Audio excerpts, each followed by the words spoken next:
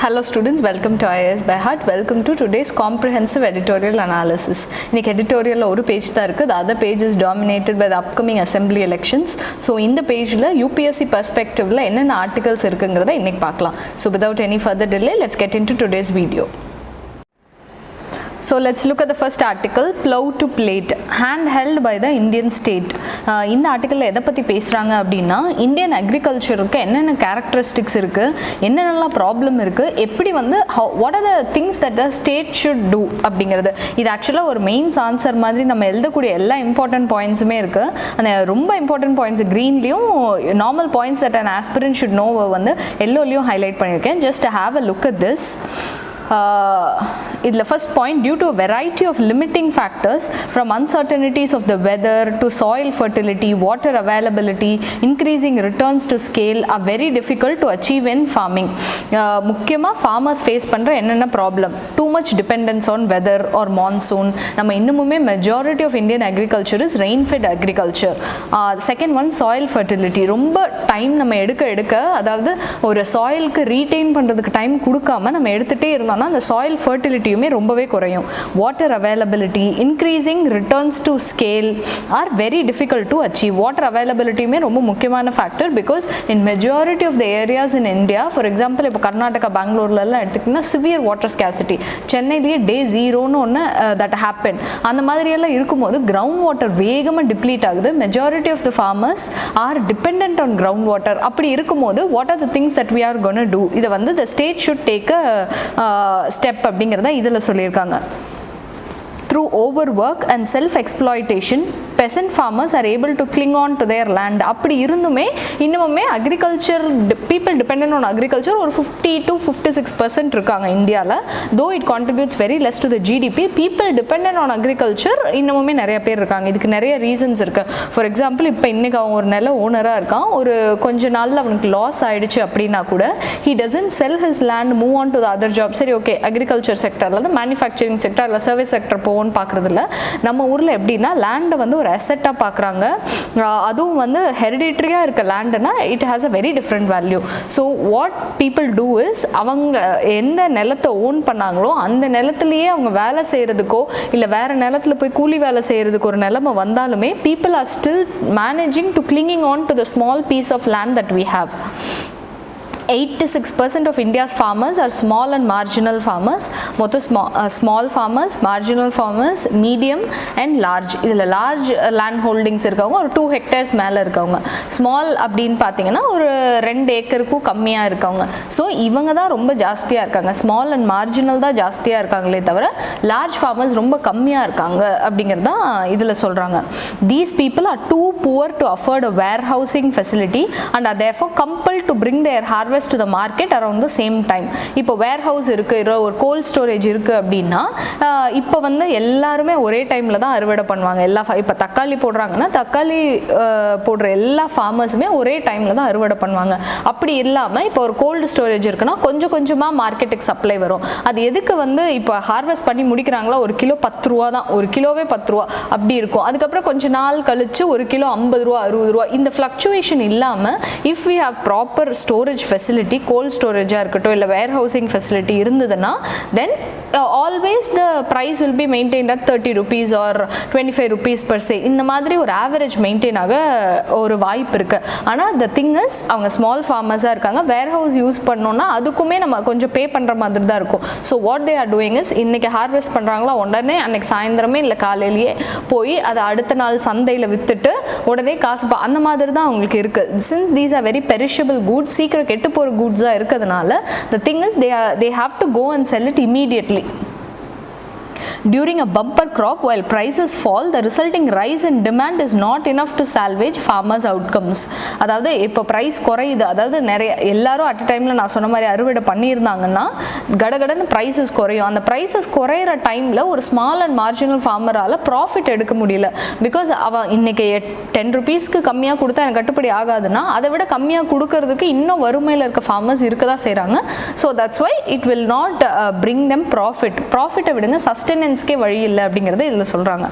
In the credit market, usurious interest rates often as high as 60 to 120% per annum create a debt trap from which it is virtually impossible to escape. இப்போ மெயின்ஸில் ஒரு question கேட்குறாங்க, என்னென்ன problems farmers are facing in India அப்படின்னு நம்ம கேட்டோம்னா இது எல்லாத்தையுமே சொல்லலாம். Too much dependence on monsoon, இல்லைனா வாட்டர் அவைலபிலிட்டி கம்மியாக இருக்குது, சாயில் ஃபர்டிலிட்டி, அதுக்கப்புறம் ரெமுனரேட்டிவாக இல்லை அக்ரிகல்ச்சர், அதாவது ப்ராஃபிட்டபிளாக இல்லை, அதை நம்ம சொல்லலாம். லேண்ட் ஹோல்டிங்ஸ் ரொம்ப சின்னதாக இருக்குது, ஸ்மால் ஃபார்மர்ஸ் தான் நிறைய பேர் இருக்காங்க, அது சொல்லலாம். தேர்ட் ஒன் இந்த டெட் ட்ராப். இது என்னன்னா இப்போது ஒரு 50% 60% எக்ஸ்ட்ராவாக அந்த வருஷத்துக்கே அவங்க வட்டி மட்டுமே கட்டுற மாதிரியான ஃபெசிலிட்டிஸ் தான் நிறையா இருக்குது. இதுக்கு ரெண்டு ரீசன். ஒரு ரீசன் என்னென்னா கவர்மெண்ட் நிறைய பாலிசிஸ் கொடுத்தாலுமே அது இந்த ஸ்மால் அண்ட் மார்ஜினல் ஃபார்மர்ஸ்க்கு போய் சேர்கிற அளவுக்கு கொடுக்குறது இல்லை.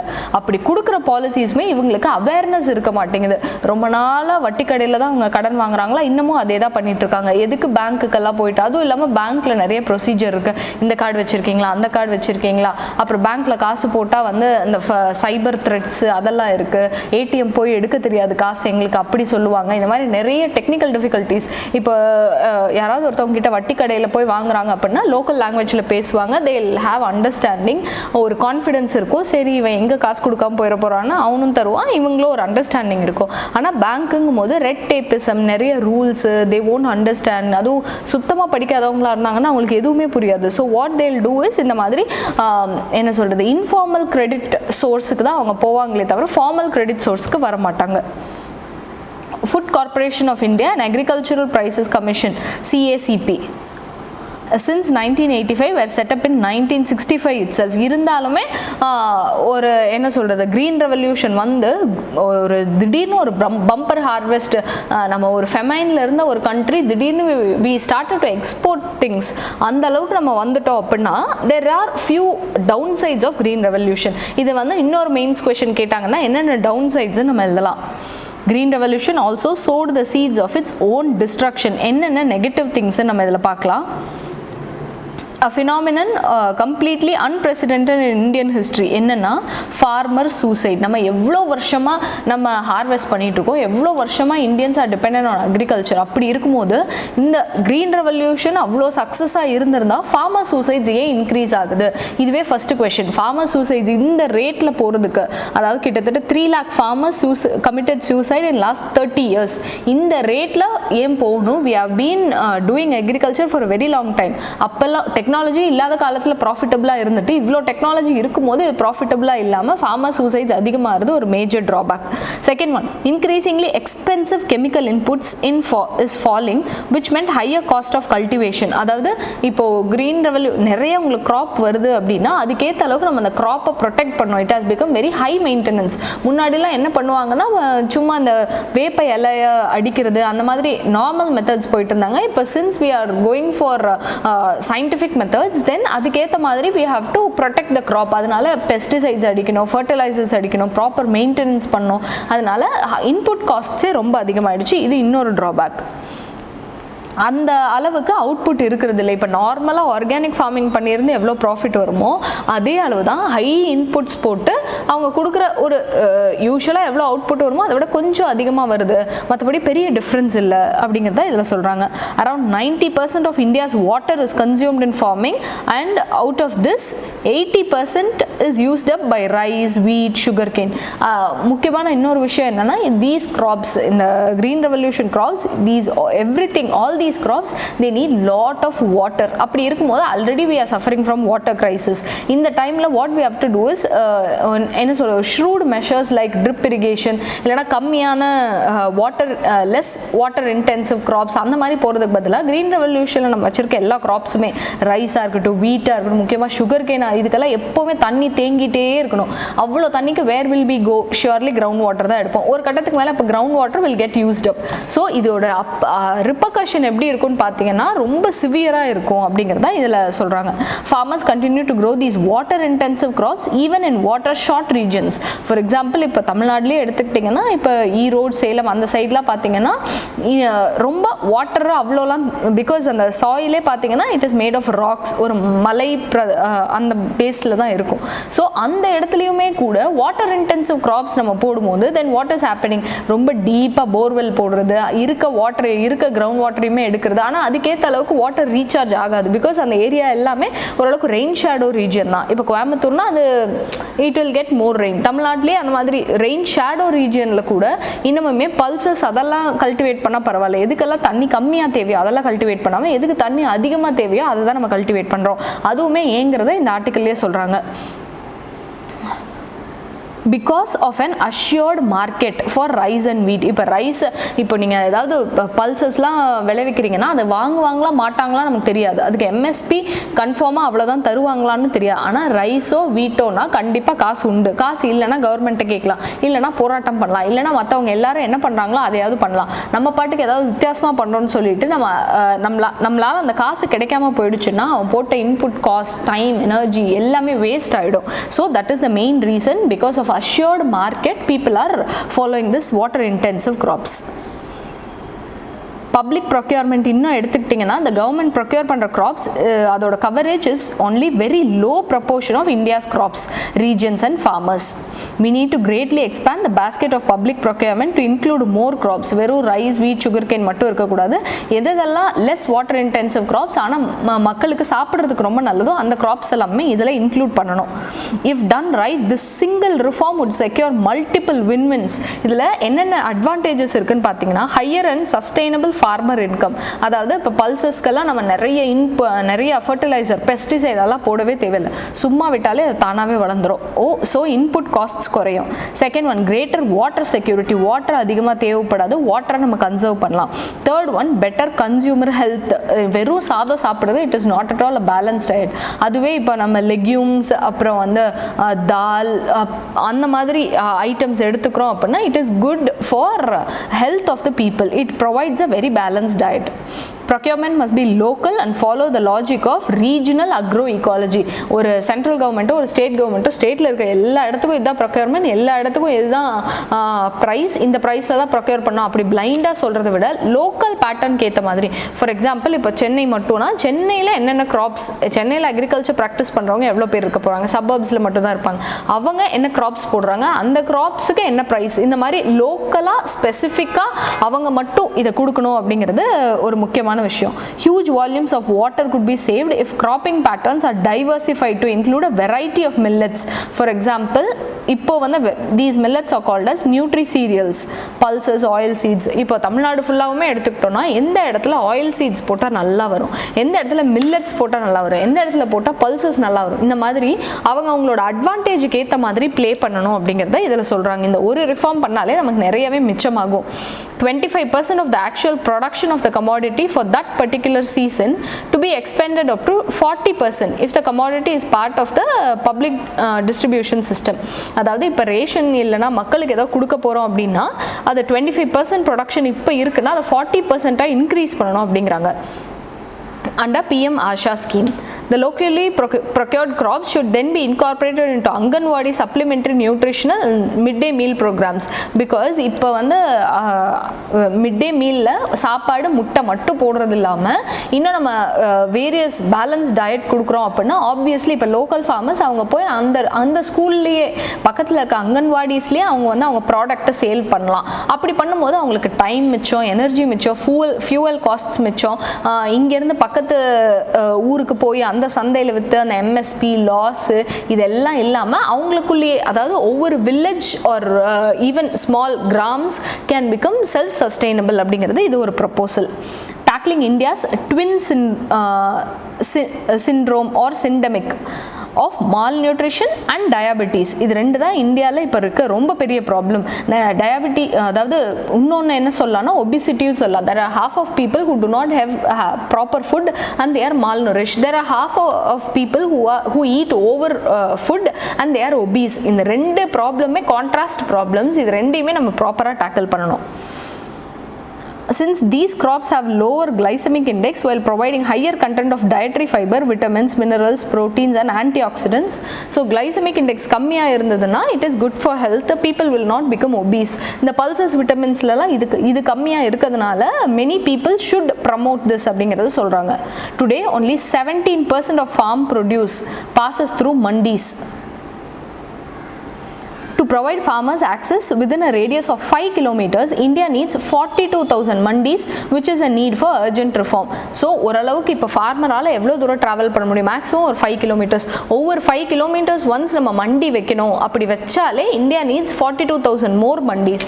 அப்படி வச்சோன்னா எவ்வளோ பேருக்கு எம்ப்ளாய்மெண்ட் கொடுத்த மாதிரி இருக்கும், எவ்வளோ பேர் ரொம்ப ஈஸியாக ஃபீல் பண்ணுவாங்க, எவ்வளோ ஃபார்மர்ஸ்க்கு இது ரொம்ப எஃபர்ட்லெஸ்ஸான ஒர்க்காக இருக்கும் அப்படிங்கிறதையும் நம்ம யோசிக்கணும். இதுவும் ஒரு இம்பார்ட்டண்ட்டான ரிஃபார்ம்.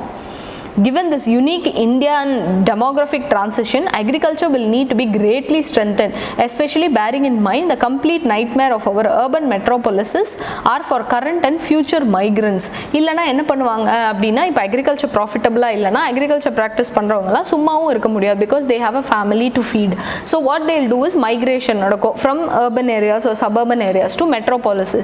அப்படி உள்ள வராங்க, இப்போ சென்னை, கோயம்புத்தூர் அந்த மாதிரி சிட்டிஸ்க்கு போறாங்க அப்படினா அங்க congestion நடக்கும். congestion அதிகமாக இருந்தால் நிறைய அப்பார்ட்மெண்ட்ஸ் வரும். the place will become like a concrete jungle. அந்த மாதிரி கான்க்ரீட் அதிகமாக இருந்து green cover குறையும் போது என்ன நடக்கும்? urban heat island நிறைய உருவாக ஆரம்பிக்கும். people will die of heat strokes.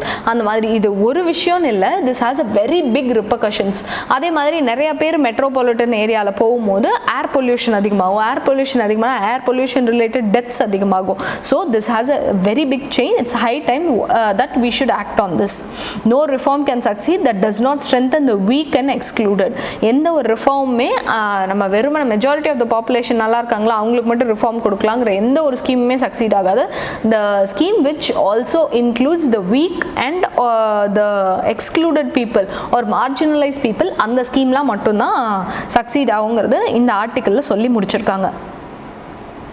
So that's all for this article. இது வந்து இந்தியன் அக்ரிகல்ச்சரில் என்னென்ன ரிஃபார்ம்ஸ்லாம் நீங்கள் வேணும்னு ஆசைப்படுறீங்க அப்படின்னு கேட்டாங்கன்னா இந்த ஆர்டிக்கல் நம்ம சொல்லலாம். Moving on to the next one. Rich countries must commit technology and funds to move to net zero carbon emissions. இதில் என்ன சொல்கிறாங்கன்னா ஜீரோ கார்பன் எமிஷன்ஸ் நம்ம நிறையா கண்ட்ரீஸ், கிட்டத்தட்ட எல்லா கண்ட்ரீஸுமே கமிட் ஆகிருக்கு. But it's high time that actually இந்த பெரிய பெரிய கண்ட்ரீஸ் அந்த கிளைமேட் டிப்ளமசி, இப்போ நம்ம எப்படி வேக்சின் டிப்ளமசின்னு ஒன்று வச்சுருக்கோம், வேக்சின்ஸ் நம்ம ப்ரொடியூஸ் பண்ணுறோம், அதை வச்சு we are trying to mend relationship with various countries. the vaccine diplomacy. இந்த மாதிரி climate change இல்லனா climate diplomacy ன்னு ஒன்று இருக்கு. இப்போ if there is a developed nation, it is helping developing nation to achieve a goal related to climate change. Then what they'll do is அவங்க என்னென்ன practice பண்ணுறாங்க. ஃபார் எக்ஸாம்பிள் இப்போ ஒரு இண்டஸ்ட்ரியில் நிறைய பொல்யூஷன் வருது. டெவலப்டு கண்ட்ரி யூஎஸ் அந்த மாதிரி கண்ட்ரியில் என்ன பண்ணுவாங்கன்னா எப்படி அந்த பொல்யூஷன் ரெடியூஸ் பண்ணுறது, அதாவது நம்ம வெளியில் போகிற ஏர் அந்த இண்டஸ்ட்ரியிலேருந்து இந்த ஸ்மோக் வெளியில் போகும்போது it should make sure that it does not have PM 2.5, PM the other sulfur dioxide அந்த மாதிரி வேரியஸ் பொல்யூட்டன்ஸ்லாம் இல்லாமல் அதை எப்படி ஃபில்டர் பண்ணும். இது ஒரு டெக்னாலஜி. இந்த டெக்னாலஜி அவங்க எப்படி பண்ணுறாங்கன்னா அந்த டெக்னாலஜி நமக்கு ட்ரான்ஸ்ஃபர் பண்ணாங்கன்னா அதுதான் டெக் ட்ரான்ஸ்ஃபர். இந்த டெக்னாலஜி ட்ரான்ஸ்ஃபர் டெவலப்பிங் கண்ட்ரீஸ்க்கு வந்தாலே they can tackle most of the problems. இதை தான் பண்ணணும். It's high time we should start this climate diplomacy ன்னு இதில் சொல்லியிருக்காங்க. If climate change is the biggest crisis today, the solution requires US, UK, Europe and others who occupy the bulk of world's carbon budget to give up further emissions in favor of the developing world and fund the transition. இது வந்து இப்போ வரைக்கும் நம்ம என்ன சொல்லலாம் அப்படின்னா இந்த carbon emissions இல்லைனா நம்ம இப்போ ஃபேஸ் பண்ணிட்டு இருக்க ப்ராப்ளம்க்குலாம் என்ன காரணம்னா ஒரு காலத்தில் டெவலப்பிங்காக இருந்து இப்போ டெவலப்டு கண்ட்ரீஸாக இருக்க கண்ட்ரீஸ் தான் காரணம். Because they had to develop, அதுக்காக என்விரான்மெண்ட்டே பார்க்காம they released so much of carbon dioxide into the atmosphere. So இதை அவங்க புரிஞ்சுக்கிட்டு இதை அவங்க ரெஸ்பான்சிபிலிட்டி எடுத்துக்கிட்டு they should make sure that the least developed and the developing countries are getting into the target of achieving the goal. Paris climate deal என்ன கோல்னா 1.5 degree Celsiusக்கு மேலே the temperature of the earth should not increase அப்படிங்கிறது தான் கோல். அதை achieve பண்ணுறதுக்கு they should help. even if India does not commit itself to a net zero deadline. அதாவது இனிமேல் carbon எமிஷனே இருக்காது அப்படின்னு அர்த்தம் கிடையாது இந்த நெட் ஜீரோக்கு மீனிங். இதுக்கு என்னென்னா எவ்வளோக்கு எவ்வளோ எமிஷன் நடக்குதோ அவ்வளோக்கு எவ்வளோ அதை நம்ம குறைச்சிருவோம். மோஸ்ட் ஆஃப் த கார்பன் எமிஷன்ஸை நம்ம கண்ட்ரோல் பண்ண பார்க்கணும். க்ரீன் கவர்ஸ் இன்க்ரீஸ் பண்ணுறதா இருக்கட்டும், இல்லைனா அந்த எமிட் பண்ணுற கார்பனை பேலன்ஸ் பண்ணுற விதமாக இருக்கட்டும், அந்த மாதிரி we should make sure that this is stopped. And prefers to wait for the post-pandemic development pathway to become clear. It cannot afford to ignore the impact that it projects that its project decisions such as deforestation will have on the climate. So நம்ம வந்து இப்போ முதல்ல இந்த corona pandemic முடியட்டும், அதுக்கப்புறம் நம்ம இதெல்லாம் பார்த்துக்கலாம் அப்படிலாம் வெயிட் பண்ணாமல் it's high time that we should act on. இல்லைனா நம்ம இதை அப்படியே விட்டுட்டோம், நம்ம ஃபோக்கஸ் வேறு ஒரு ஏரியாவில் இருக்குன்னா திரும்பி வந்து பார்க்கும்போது டிஃபாரஸ்டேஷன் அது இதுன்னு ரொம்ப பெரிய ப்ராப்ளமாக இருக்கும். இப்போ கொரோனா என்ன மாதிரி ப்ராப்ளமாக இருக்கோ அந்தளவுக்கு இதுவுமே ஒரு பெரிய ப்ராப்ளமாக மாறதுக்கு சான்சஸ் இருக்குது. Next one, explaining Pakistan flip-flop on trade with India. இந்த ஆர்டிக்கலில் இந்தியா பாகிஸ்தான் ரிலேஷன்ஷிப் பற்றி பேசுகிறாங்க. அவன் பாகிஸ்தான் எவ்வளோ இன்ஸ்டேபிளாக இருக்குது, ஒரு மினிஸ்டர் ஒன்று சொல்கிறாங்க, கேபினெட் இன்னொன்று சொல்லுது, மறுபடி ஆர்மி ஜெனரல் வேறு ஒன்று சொல்கிறாங்க. இந்த மாதிரி அவங்க ஸ்டேட்மெண்ட்ஸ் அவங்களே கான்ட்ரடிக்ட் பண்ணுறாங்க. This shows that it is not very stable அப்படிங்கிறது தான் இந்த ஆர்டிக்கலில் இவர் எடுத்திருக்க திஸ் ஆத்தர் எடுத்திருக்க stand. So just read the highlighted parts, you will be good to go. And this is about IPL. Moving on to the next page, this page talks about the assembly polls, what will happen in West Bengal, campaign இப்போ முடிஞ்சிருச்சு etc. Tamil Nadu is one of the places where the voter turnout was very low. இப்போ இந்த percent 2021 பார்த்தோம்னா 72% தான் voter turn அவுட்டே இருக்குது. மீதி எல்லாம் பார்த்தீங்கன்னா for example in Puducherry 81% turn out, in Assam 82%, Kerala 74, Tamil Nadu 72. இந்த அளவுக்கு ரொம்ப லோ ஓட்டர் டர்ன் அவுட்டாக இருக்குது. இதுக்கு என்னென்ன ரீசன்ஸாக இருக்க முடியும், என்னென்ன பாசிபிள் ரீசன்ஸ் உங்களால் யோசிக்க முடியுமோ அதெல்லாம் யோசிச்சு வச்சுக்கோங்க. Because if you are from Tamil Nadu, அதுவும் இப்போ தான் சுட எலெக்ஷன்ஸ் எல்லாம் முடிஞ்சிருக்குன்னா this is one of the very possible questions you will be asked in the interview. இல்லைனா என்ன சொல்கிறது, மெயின்ஸ்லேயே கூட இது ஒரு கொஷினாக வரலாம். Even though vote right to vote is a constitutional right, ஏன் மக்கள் அதை எக்ஸசைஸ் பண்ண மாட்டேங்கிறாங்க, isn't there much awareness, இல்லை why is the problem அப்படின்னு கூட கேட்கலாம். So just have a look at this article. Most of this is political news. If you are interested in politics, just have a look at this page. So that's all for today's news. I hope I have covered all the important articles. Tune in tomorrow for tomorrow's news. That's all for today. Thank you.